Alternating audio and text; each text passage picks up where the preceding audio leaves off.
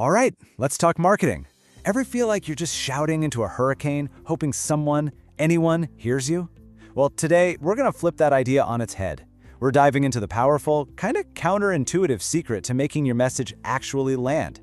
The art of not selling to everyone. Let's do this. So let me ask you a question. What's the number one absolute biggest mistake that causes most businesses to fail? Seriously, take a guess. It's probably not what you think. It's not a bad product. It's not terrible pricing. No, it's something way more fundamental than that. It's this. They try to sell to everyone. They cast this giant, wide net, hoping to catch all the fish in the sea. But you know what? The hard truth is, when you try to appeal to everybody, you actually end up appealing to, well, nobody. Now, the solution to this problem, it's actually hidden in a very unexpected place, a humble sausage roll. Yep, but this isn't just any old sausage roll. This one holds a massive marketing secret. See, the secret isn't some crazy complicated formula or having a bazillion-dollar budget. It's actually super simple, but it gets overlooked all the time. It all comes down to this: truly, deeply knowing your customer. Who are they? What do they really want? Let's look at Greg's. I mean, they're a huge brand, right? But they were paying close attention. They saw this little shift happening, this growing buzz for plant-based food from a very specific slice of their customers. And instead of just ignoring it, they actually listened.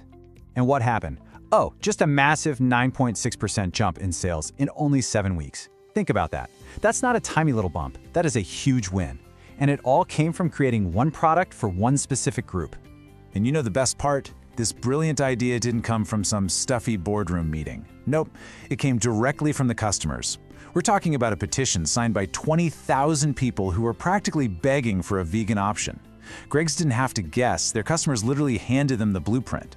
So how do you find these golden opportunities? Well, I want you to think of the entire market as one giant delicious pie. You can't just eat the whole thing in one go, right? You gotta slice it up. And that leads us to a really core marketing concept.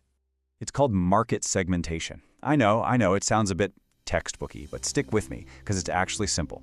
It's just the art of taking that big, messy, everyone market and breaking it down into smaller, neat little groups of people who have something in common.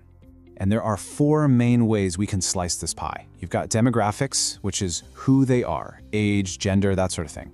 Geography, pretty simple, where they are. Psychographics, that's how they think, their values and lifestyle. And then there's my personal favorite, behavioral, which is all about what they actually do. Let's look at another giant who's amazing at this. Tesco. They are absolute masters of that last one, behavioral segmentation. Every single time you scan your club card, you're not just getting points, oh no, you're teaching them about your habits. They use all that data to build these incredibly specific groups. You've got the busy families doing their massive weekly shop, the students just grabbing a small basket for tonight, the health-conscious buyers picking up salads, and the value seekers hunting for those yellow stickers. So who do you think gets the voucher for organic kale? And who gets the 2-for-1 pizza deal? See? By knowing what you do, they send you offers that feel like they're just for you, not junk mail. Okay, so we've sliced the pie with segmentation. That's step 1. But what's next? This is where you get to unleash your marketing superpower. It's the whole playbook, the STP model. And it's as easy as 1, 2, 3.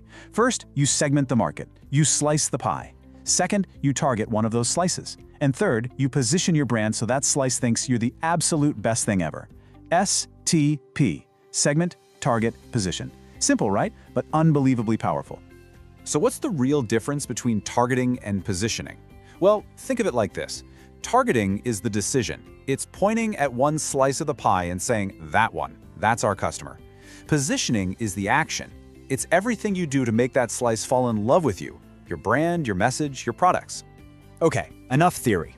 Theory is great, but let's see how this STP playbook took a brand from a kid in a garage to a global powerhouse. Let's talk about Gymshark.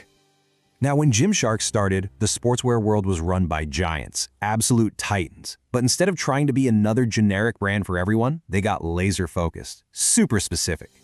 This was their slice of the pie. Not just people who go to the gym. No. It was young fitness enthusiasts, people who are super active on social media, people who follow fitness influencers, and people who wanted to look good while working out. See how specific that is? And their positioning was pure genius. They weren't just selling clothes, they were selling a community, an identity. The message was, we're in this with you. And here's the magic trick, they partnered with fitness influencers because their target audience trusted them way more than some corporate ad. It felt authentic. Everything they did made them feel like part of the club, not just a company selling to it. And the result of that razor-sharp focus, a company valued at £1.5 billion. In less than a decade, let that number sink in. That is the incredible power of not selling to everyone. So if you take one thing away from all of this, let it be this. Focus wins. Trying to be everything to everyone is just a fast track to being nothing special to anyone. Knowing exactly who you're for and then serving them better than anybody else, that is how you win the game. So I'm going to leave you with a challenge, a question. Who is your customer? And everyone is not an answer. Get specific. Who exactly are you really trying to help? You answer that question honestly, and you've just unlocked your marketing superpower.